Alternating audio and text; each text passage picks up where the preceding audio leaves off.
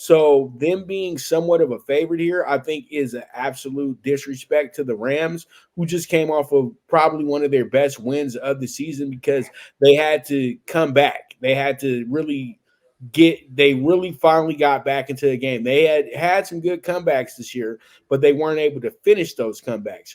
And I know it was a missed field goal at the end that got them the win, but still, this is a confidence boost for a Rams team that still does have remnants of a team that won a Super Bowl a few years back. So, they still got pride, Jeff. You know what I mean? That's what a lot of people have to understand.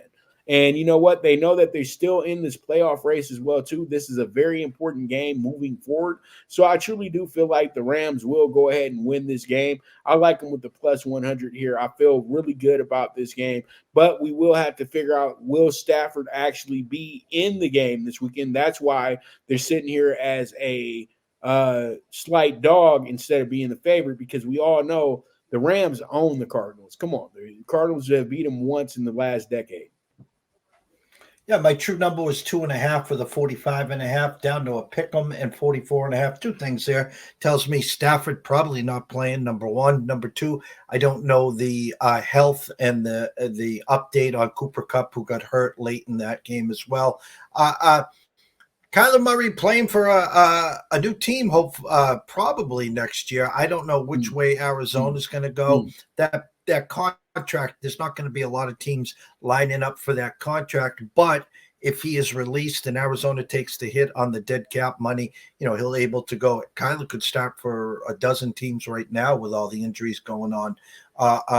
Here, we took the Cards minus the 120 on the money line, playing on the fact we don't think it will be Stafford. I don't think we'll see Kupp either.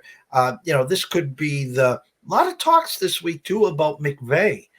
Maybe getting bored and moving on. Don't forget, 2 years ago, after the Super Bowl, was offered $18 million to broadcast the Amazon Thursday night games, $1 million a game. He wanted to come back and try to prove the world he could repeat. So the young guy might get bored, might go into the booth for a couple of years, then get itchy and come back. I don't know, but give me the Cards minus 120, Pops. Well, you know what? You just talked about McVay, and the Rams could be a possible team that's in the mix. But I'm going to keep it real with you. If the Cardinals are moving off of Kyler Murray, there's no other team that I can think of that will be silly enough to go ahead and get on that contract. And you know where they're at too, Jeff. The team that plays in Las Vegas. Tommy Boy himself would go out and go get Kyler Murray. Seriously, because why? He's a must-see TV quarterback. Think about that part. He's good on the fantasy side too. He's good for your fantasy team too. Right, but if you give him a Devontae Adams, that can be career changing for him. You know what I mean? If you give him a guy like that, he can make things better for Josh Jacobs as well too.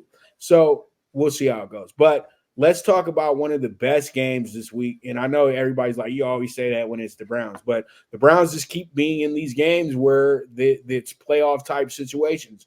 This week it's the Broncos, a team that's won 4 in a row. They're coming into this thing 7-3. They've won three in a row.